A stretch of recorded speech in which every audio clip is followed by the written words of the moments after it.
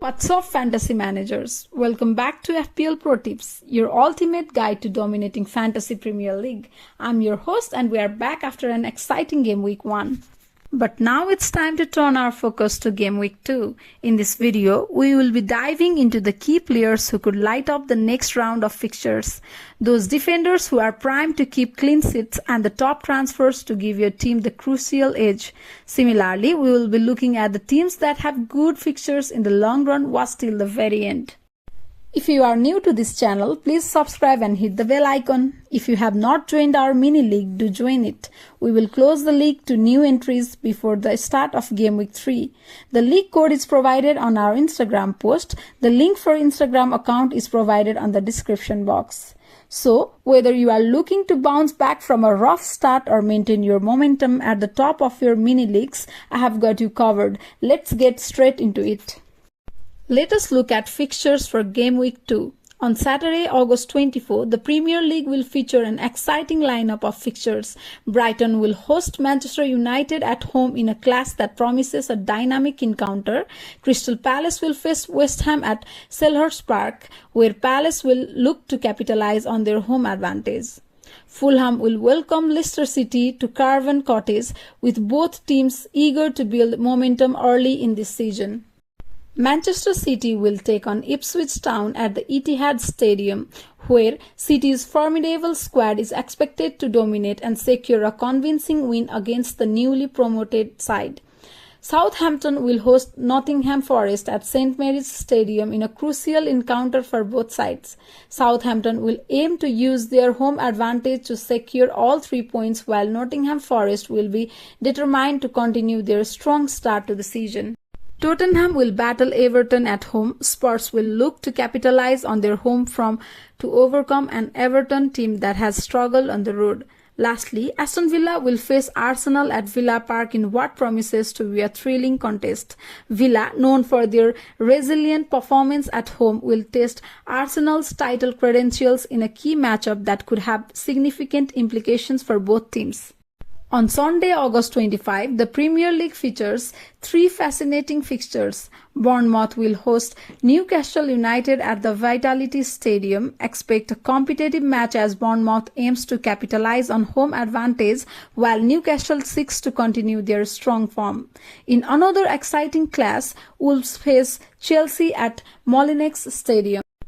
Finally, Liverpool will take on Brentford at Anfield. Liverpool, after a solid start to the season, will look to maintain their momentum against a Brentford side that also impressed in their opening day win against Crystal Palace. Pedro Porro became the first defender to score a goal this season. He hobbled out late in the game due to an injury he sustained against the Foxes. We have no certainty if he will be available for this weekend. Konsa started ahead of Konate but was substituted at half-time, leading to a stronger second-half performance from Liverpool. Slot's post-match comments suggested Konsa's performance was less effective, with Konate's presence improving Liverpool's control and aerial duels. Konsa's future starting chances are uncertain due to Slot's comments and Liverpool's improved performance with Konate, which could impact Konsa's game time. Konsa is approaching a price decrease as FPL managers seek alternatives. If you have a reliable bench option, consider waiting before making a transfer unless Slot confirms Konate as a first-choice defender. Bruno Fernandes owners were disappointed as he was involved in Manchester United's narrow 1-0 win over Fulham.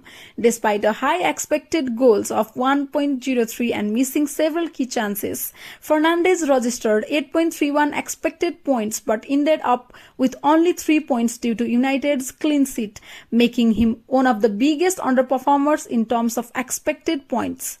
Eze also missed out on points with a free kick goal and an assist, controversially disallowed despite having the most shots on goal and joint most on target in the league.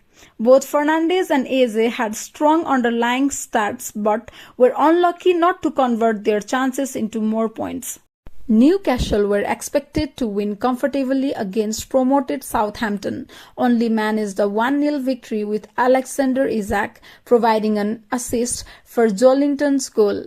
Fabian Schär received a red card in the 28th minute for violent conduct, which significantly affected Newcastle's performance. They ended up with just 22% possession and the lowest expected goals of the week. Schär's dismissal means he will miss the next 3 games, which could increase Danwang's minutes. Arsenal continued their strong defensive form from last season with a 2-0 win against Wolves, achieving a clean sheet and an expected goals conceded of 0.4, second only to Southampton 0.3. Despite the clean sheet, Arsenal had some defensive lapses, with David Raya making a crucial save and errors from William Saliba and Thomas Partey giving Wolves chances.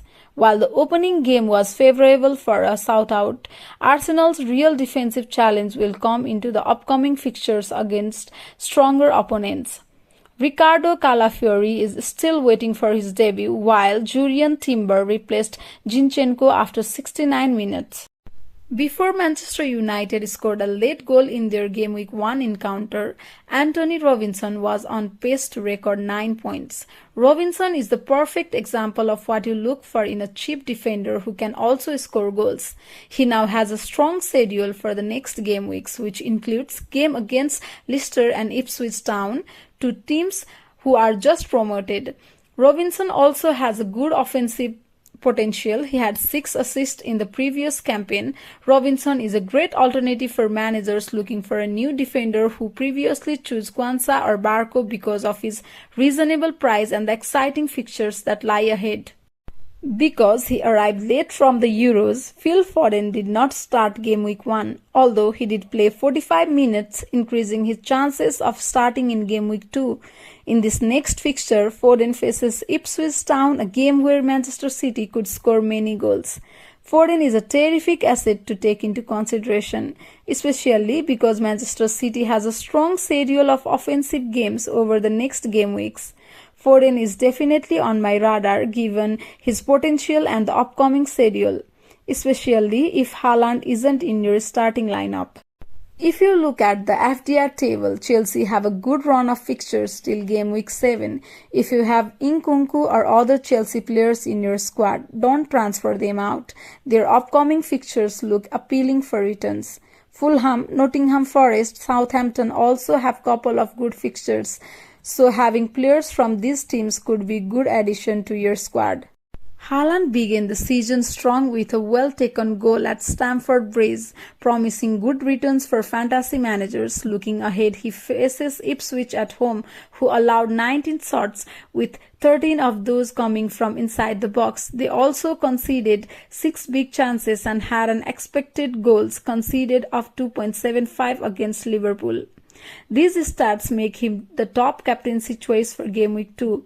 In the last 2 seasons, Haaland has faced promoted teams 9 times, delivering returns in 8 of those matches. If Haaland isn't part of your squad, it's probably not worth disrupting your team or taking points hits to bring him in. Stick with your initial choice and hope for the best. However, if you do have Haaland, you can feel confident about a points return in Game Week 2. This is my starting lineup for Game Week 2, with Haaland as my captain.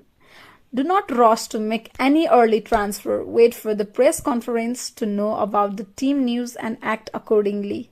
Thank you for watching this video. If you like our content, please do subscribe our channel. We will see you before the start of Game Week 3.